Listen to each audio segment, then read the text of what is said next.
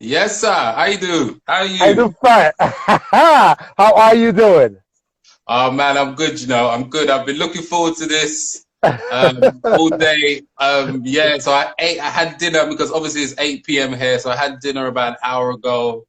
It was Yeah. a good dinner. I almost started dozing off. I was like, no, stay awake.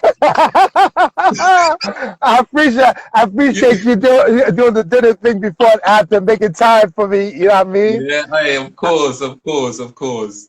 I'm looking forward to it, man. I'm looking for ever since that video you did, that tomorrow video.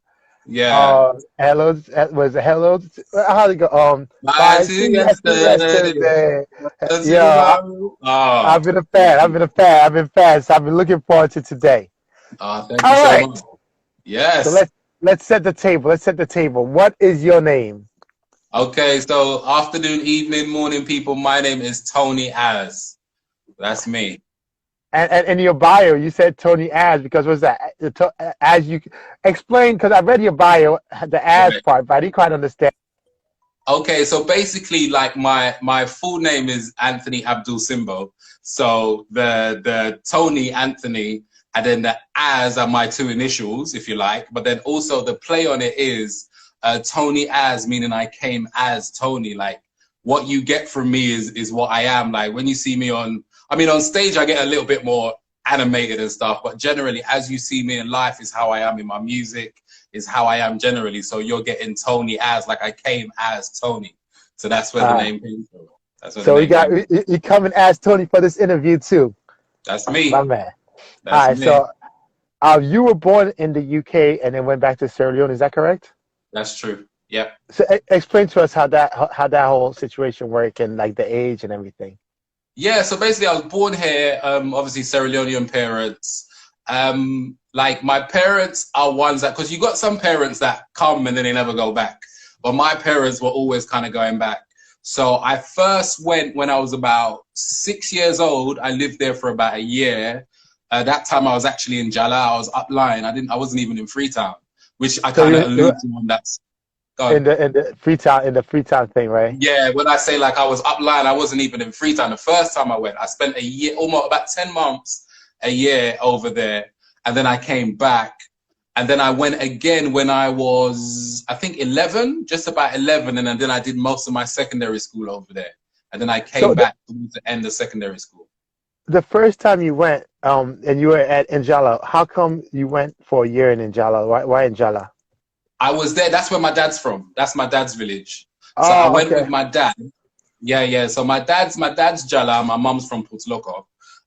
So I went with my dad, and we were all here, and he had actually gone back. He had said, "Okay, I'm going back home." Da da da da. But then unfortunately he passed away whilst we were over there.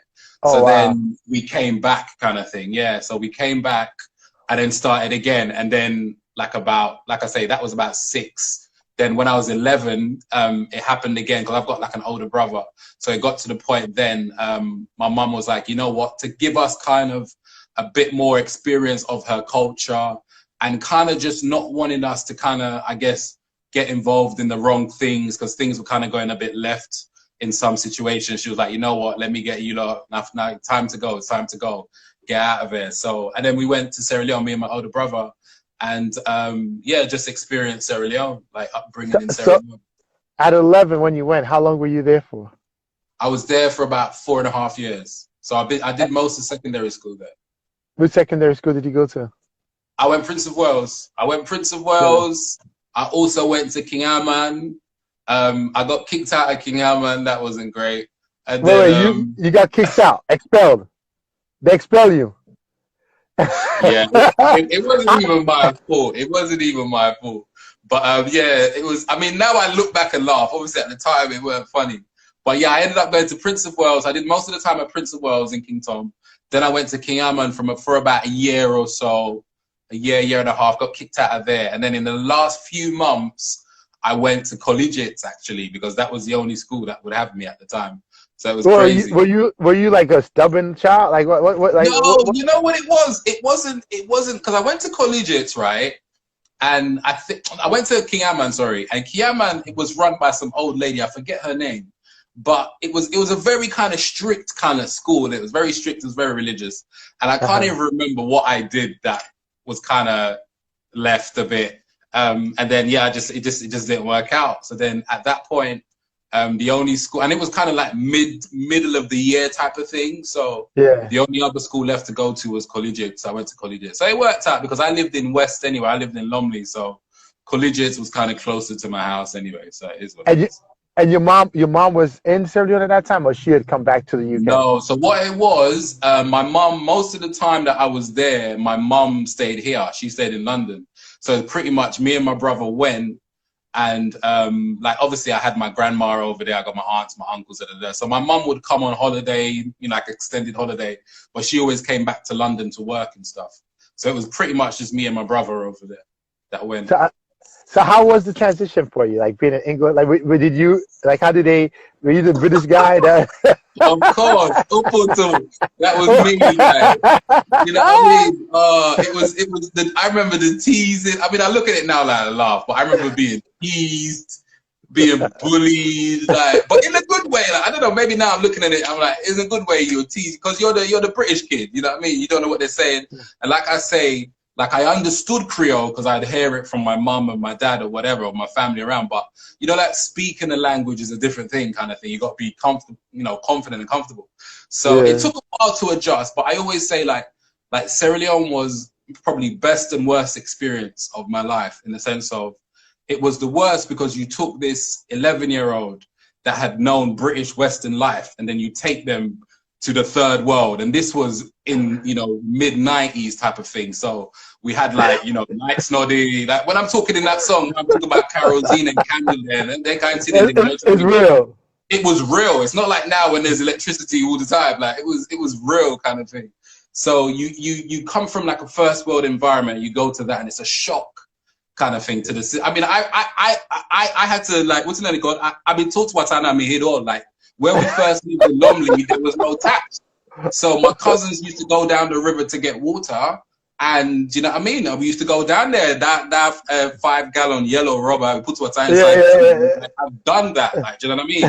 So, like I said, you come from England, like you just turn on the tap, but then over there, you got to go get your water. It's a whole different, so 4.5 years. So what made you guys eventually come back to the UK? Oh, we left because of the war. So I left, you know, when when the war hit Freetown, because you know it was always going on. So this is like late 90s. The upline. But when it finally came to Freetown, that's when all hell just broke loose, and we just got evacuated basically, because obviously a British passport, I guess, or whatever. And because my mum was here, she was just like, bring my kids, give me my kids back type of thing. So that's when we pulled out kind of thing. So how was now back, having been in Sierra Leone for 4.5 years, coming back to readjust to being back in the UK? It's crazy because then you come back here and then everyone's calling you African boy or whatever. Like, you can't win for losing, man. Bro, I can't win. Like, again, so I come back here. I came back just the back end of secondary school. I just about man. GCSE time. So as a teenager, like they were laughing at me like African boy. So I had to deal with that. And I'm like, well, you know, I was born here. I just left and went, and I've just come back. So it was mad. So I went to Sierra Leone, you know, then they laughed me under. Then I come back. I'm African boy. I'm fresh, whatever. I'm like, whatever. So yeah, I'm just like, and it's funny because I tell people this. I'm like, look, like now, I don't know how it is over there in the States and stuff, but over here now, it's almost trendy to be African kind of thing. That's a deal. I tell people, like, not too long ago, 15, 20 years ago, or 15 or so years ago, like, it wasn't cool to be African. They used to tease us for being African. Did they call you African booty scratcher out there, or that was an American thing? Similar. Like, you know, they assume you have no shoes and shit. Like sorry to swear, like things like that. So it's like, yeah. So we had to go. So now when I look at it and everyone's Afro, I'm like, it's great, Africa, But I remember the days when it wasn't cool to be African. Yeah, you know what I mean? And I had an African name as well, so you couldn't even escape it or whatever. I had Cool J's gonna be on this week, right? He was talking about he came to that time where it wasn't cool to be African, and his name was Shitta. Oh,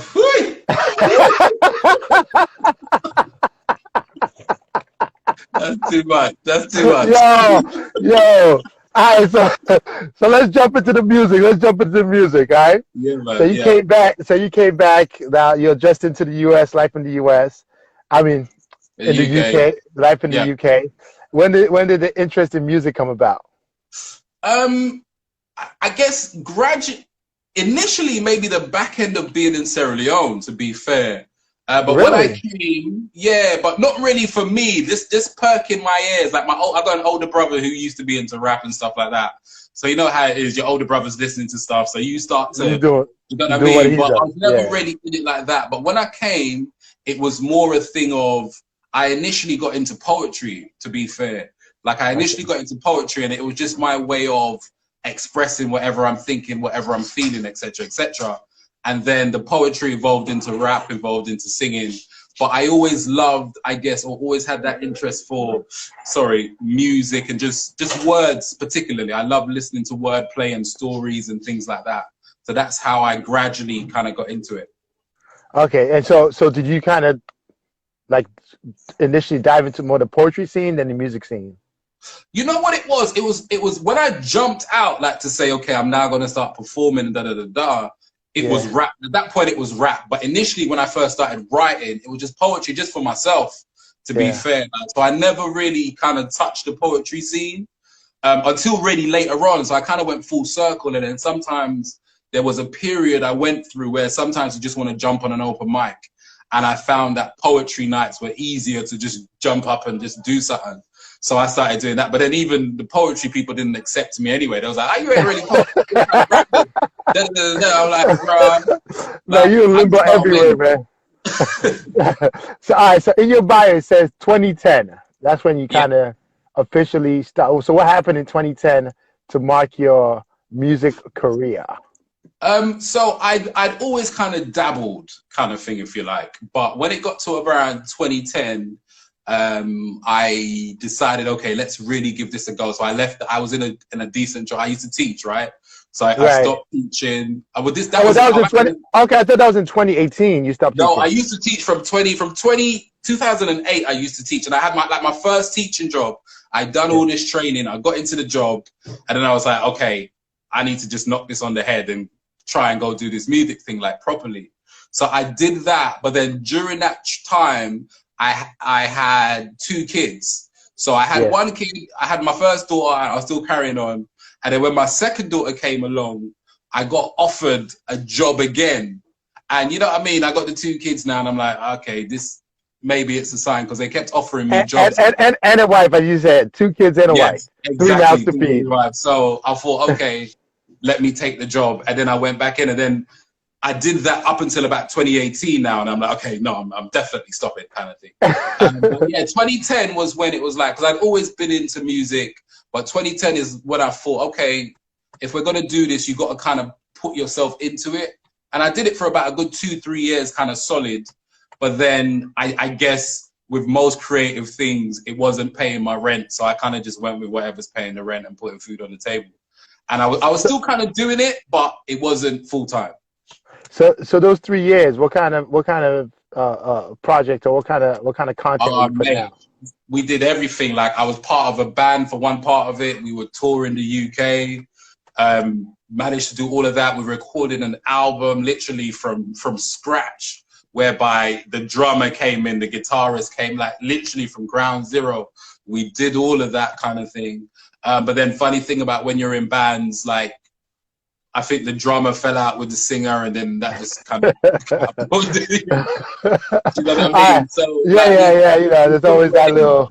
So, okay, yeah, so 2013, you had to put food on the table, so you kind of yeah, put that in the back burner, and yeah. then so it was for those 5 years between 2013 and 2018 that you were balancing the teaching and your passion. So then Basically, yeah. 2018, what made you decide, say, okay, I got to go all into the music and decide to quit It the it teaching? was. I mean, so within those 5 years, I kind of figured out how to manage myself and my finances a little bit more. So I Okay. started to understand, okay, if you don't want to have a full-time job, where are you going to get the money from? So I kind of started thinking about, so I kind of dabbled in a bit of investing and things like that and started to think, okay, where else can I bring money in from? And then it was also the thing of, okay, I'd given up my job, I'd gone to do this, I'd come back to work, and then I'm really realizing that I don't want to be here. Like, I really don't want to be here. Like, for real, don't want to be here. So, yeah, for real, for real. And then what it was also, by about 2018 now, like, it kind of worked out. So going back to the missing situation, like, I had a third child come 2016. And then, like, my missus had kind of been at home, like, looking after the kids, and I was kind of doing my thing, But by about 2018, my son now was about 2 years old, and the missus kind of wanted to go to work, kind of thing. And I was like, okay, well, you want to go to work, we'll swap, because I don't know how it is over there, like childcare, like taking care of. Yeah, childcare here is crazy, man. Yeah, it's crazy. So the two of us couldn't be out. So I was like, okay, well, you know what? For everything I want to do, it's more an evening thing or working on the internet and da-da-da-da. So we kind of just swapped roles. So that's what happened in 2018. We kind of just swapped roles. And it's like, okay, because all I need is daytimes I do whatever I'm doing on the internet. Night times I'm doing a show. But in those daytimes, yeah. Have you found having a family and a wife, supportive wife, has that been an asset and towards your career? Has it made it a little bit more challenging?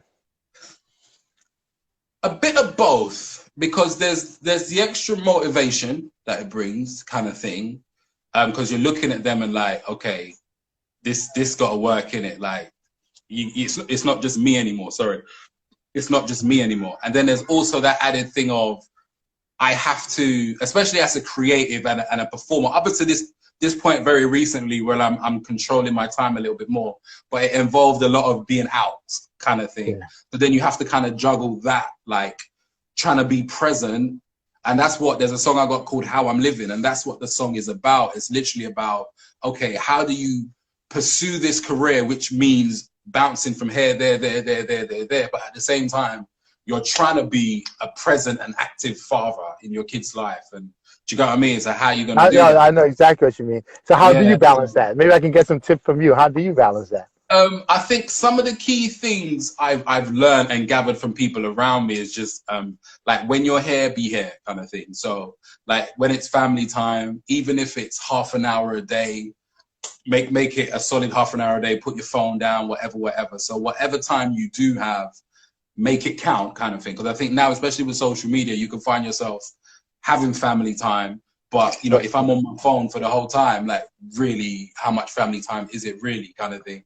So I found that even if it is that, like I say, even if it is just half an hour a day, but it's consistent half an hour a day, like, okay, every morning we're going to have breakfast together, and that's our thing. Like, we're going to have breakfast, you're going to tell me what's going on in your life, I say what's going on in my life, we're going to, you know, chat, cuddle, whatever.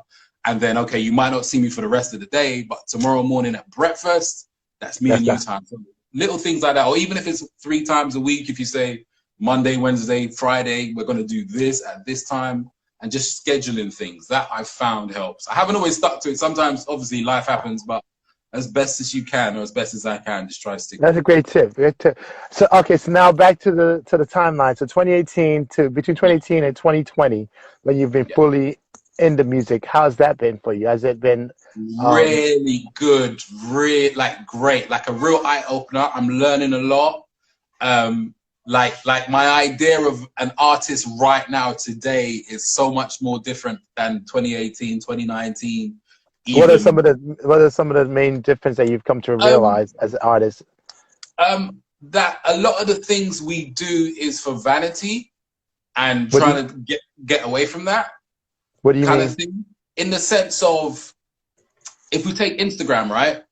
Yeah. Instagram is very much, or most of us have been on, how many followers can you get? Yeah, or how many followers do you have? But when I really break it down, if I'm thinking like rationally and logically, it's like, okay, well, the number of followers don't really matter. It's how many of those followers am I converting into customers ultimately? Do you get what I'm trying to say? Because if I have 20 million followers and no one's listening to my music, then there's a disparity there, kind of thing. But for so long, it's very much like, I need to get more followers, I need to get more followers. And that's really a vanity project, kind of thing.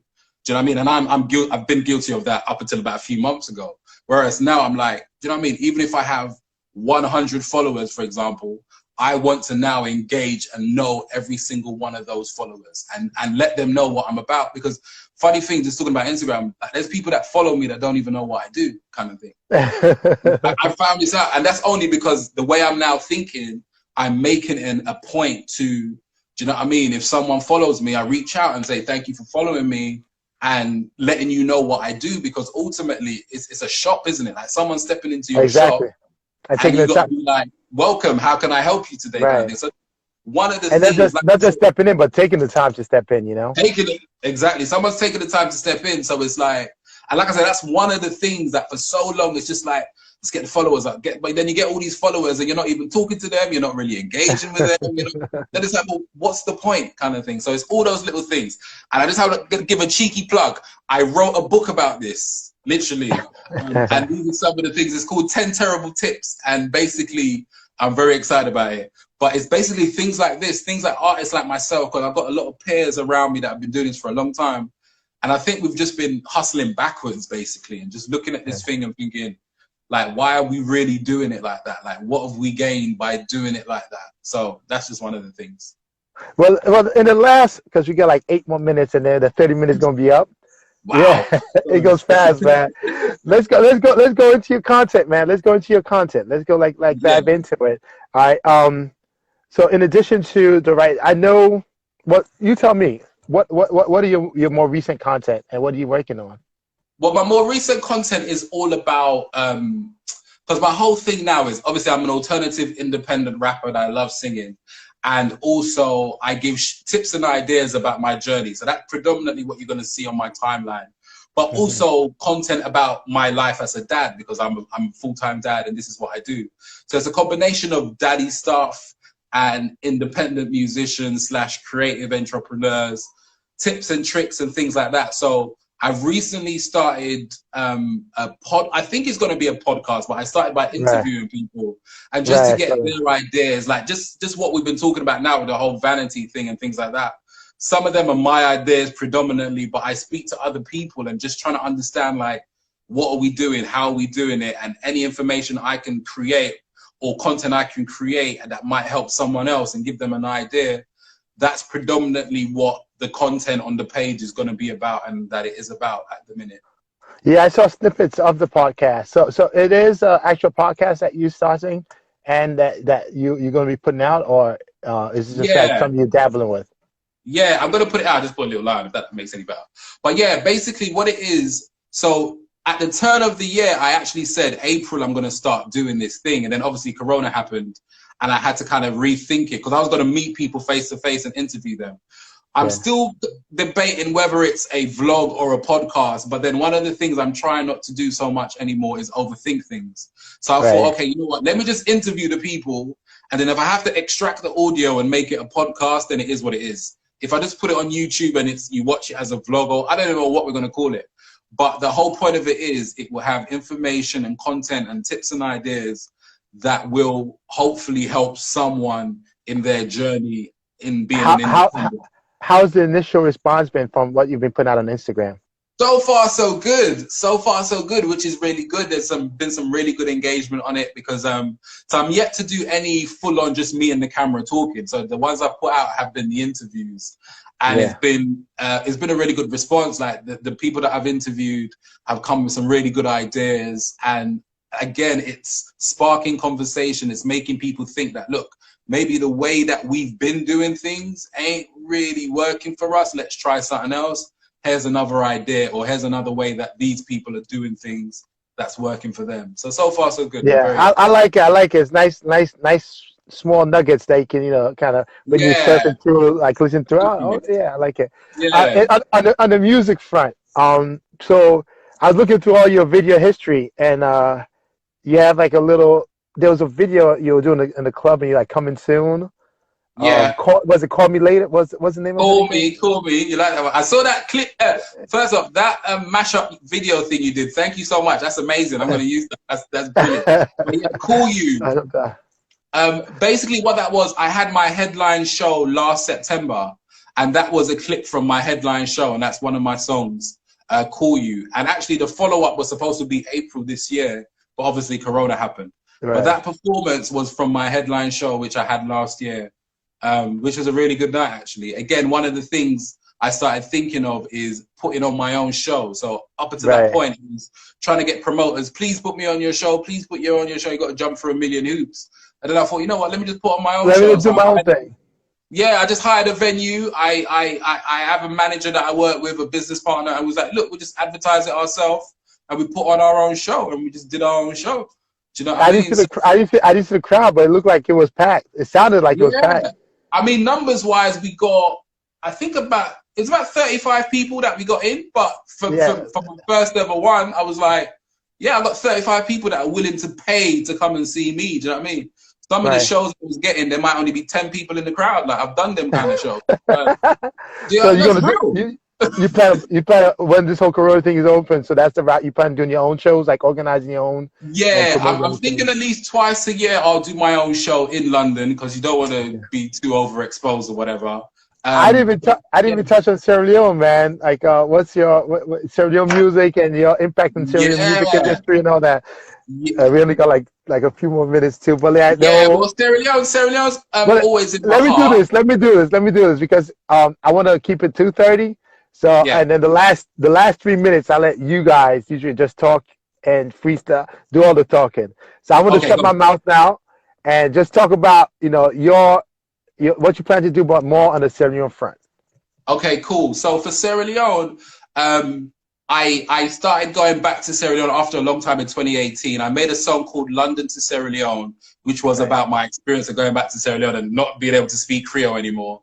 And in Sierra Leone, I noticed that we got so much potential, and I'm really just trying to stamp my own, make my own mark there. Because one of the good things about music is everyone's got their own style, everyone does their own thing. So I'm very confident in what I do and what I can bring to the table, and I just try to, do you know what I mean, captivate my own little audience and just shine some more light. Like everything I do, I represent Sierra Leone anyway. I Thankfully, noticed I'm that. starting to get a bit more comfortable in rapping in Creole because I only started rapping in Creole probably about a year ago. Yeah, even in the song, man, the song was funny. Like that talks about Creole. You said. That's it. That's it. Do you know what I mean? So, I mean, that's really what it is. I'm very much, I'm getting my house in order over here, but now with the internet and things like that, and then thankfully jumping on that Freetown remix, shout out to Tasha. So that's opened me up to a lot more Sierra Leoneans that are now aware of what I'm doing and can kind of, And then you connected with young Sierra Leoneans too. So you yeah, seem man. like you really And involved with them. I think that's what it's all about because there's so much talent in Sierra Leone. And Sierra Leone, we're a small country. Do you know what I mean? There's only about Yeah. 6 million of them back home and however many are us in the diaspora. So I'm like, let's very much work together, build each other up. And it's for the benefit of everything. Every time I rep Sierra Leone, it's someone that maybe didn't know Sierra Leone even existed. Now they know it. They might think about it. They might consider it, kind of thing. Right. And there's so much going even beyond me. There's so many positive things coming out of Sierra Leone at the minute. So I'm really happy to be a part of it. Tony S, I've hit my Yes. 30-minute mark. I want to make sure I get the whole thing uploaded. So I got to keep it Yeah. on the 30-minute. So we're going to Brilliant. finish by you just saying Sierra Leone to the top. Sierra Leone to the top. Thank you very much, Tony S, for coming through today. I Thank you so appreciate it. much. We got to do it again. Thank you so much, brother. Appreciate it. Give thanks. Blessed. Nice All right. one.